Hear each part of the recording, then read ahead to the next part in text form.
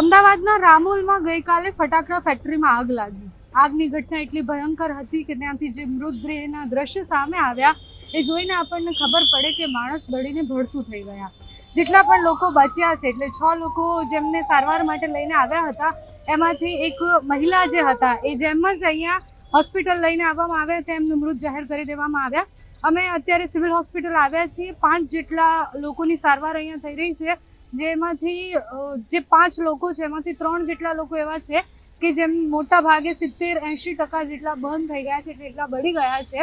એક છે એ વેન્ટિલેટર પર છે. પહેલા એ 5 દર્દીઓની ડિટેલ તમને આપી દઉં, અને એ 5 દર્દીઓના નામ આપણે જોઈએ તો અજયભાઈ ડામોર, જેમની ઉંમર 26 વર્ષની છે, પાયલબેન ડામોર, જેમની ઉંમર 25 વર્ષની છે, ભરતભાઈ ચારણ, જેમની ઉંમર 26 વર્ષની છે, સુરેશભાઈ ડામોર, જેમની ઉંમર 38 વર્ષની છે, ગોવિંદભાઈ ડામોર, જેમની ઉંમર 48 વર્ષની છે, એક મહિલા છે અને બાકી 4 પુરુષો છે. મોટા ભાગની ઉંમર તમે જુઓ તો 26, 25, 26, 38 અને 48. એટલે આ બધા જ લોકો જે ગામથી આવે છે એમાંથી મોટા ભાગે વાંચ ગામના છે અને વસ્ત્રાલ ગામના છે. વાંચ એ એવું ગામ છે કે જ્યાં મોટા ભાગે બધા જ આ કામ કરતા હોય છે, ફટાકડા બનાવવાનું, અને ત્યાંથી જ એ મજૂરને બધા જ લઈને આવતા હોય છે ફેક્ટરીમાં કામ કરવા માટે.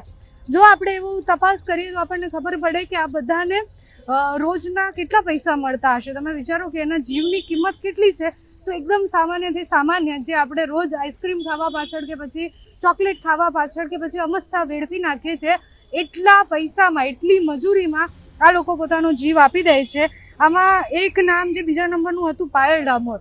એટલે જ્યારે હું આ લિસ્ટ વાંચતી હતી ત્યારે મને એવું થયું કે મારું નામ પણ પાયલ છે, એટલે ફરક શું રહ્યો? ખાલી એ ત્યાં જન્મ્યા છે, ત્યાં કામ કરી રહ્યા છે એ, અને હું અહીંયા જન્મી છું, મારો જન્મ ક્યાંક બીજે થયો છે.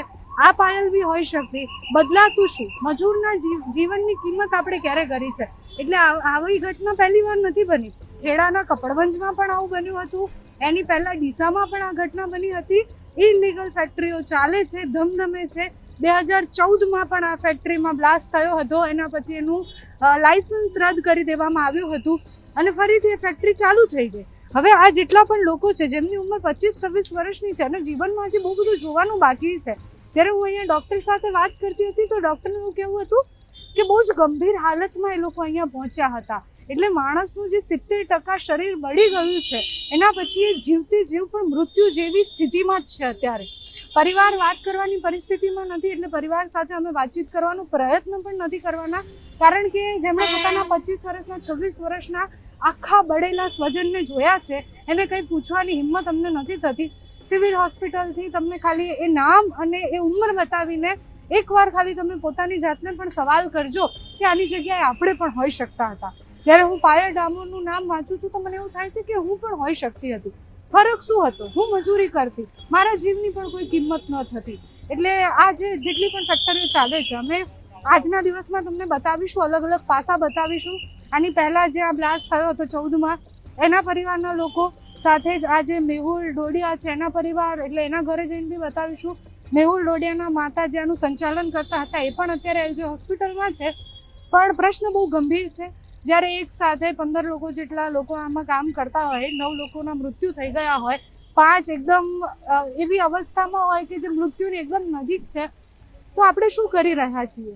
આપણે કઈ દુર્ઘટનાઓમાંથી કશું શીખ્યા છીએ? આટલું બધું થઈ જાય, કોઈ માણસ મરે એના પછી જ આપણી કેમ આંખ ઉઘડે છે, એ પ્રશ્ન થવો ખૂબ જરૂરી છે.